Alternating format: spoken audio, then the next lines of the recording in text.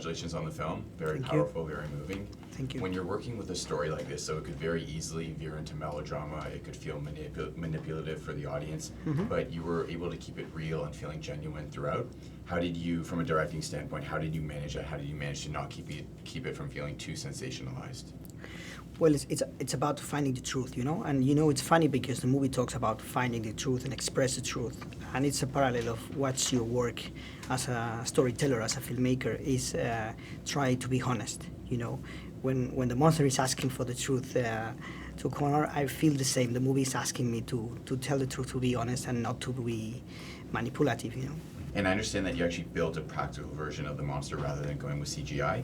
Talk a bit about the challenges that presented and why you decided to go that route.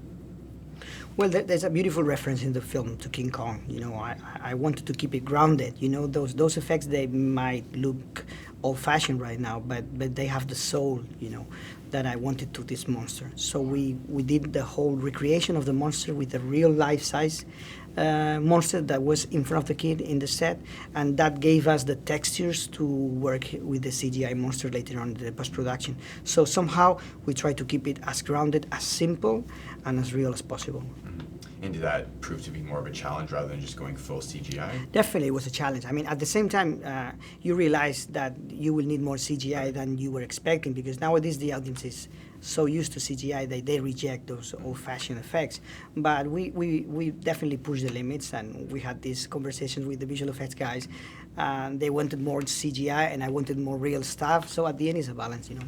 And talk a bit about getting Liam Neeson to voice the monster, because he was perfect for the role. Was he your first choice always, and why did you go to him? Well, I mean, from the very first moment, there was Liam Neeson on the table, and it felt so perfect, because he not only has the voice, but he has the aura, the soul that we were looking for the monster, the wisdom, you know, and all the legacy, you know, when you talk about the Green Man, which is based on Celtic traditions, you know. So Liam, from the very beginning, we felt that he was bringing the soul that we needed for our monster. And throughout the film, it's very clear to see that you really love the source material. The source material really spoke to you. Your passion really comes through. So tell us a bit about what initially grabbed you with this source material when you first read it. Why did you fall in love with it so much?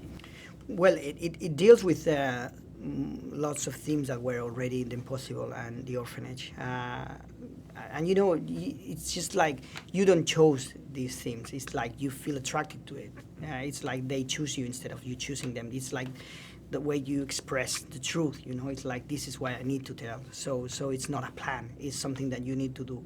And A Monster Calls was at the same time that, and at the same time was something that I was very interested, which is what is the ultimate meaning of storytelling. So in doing this film, I knew that I will shed some light to what I do as a filmmaker.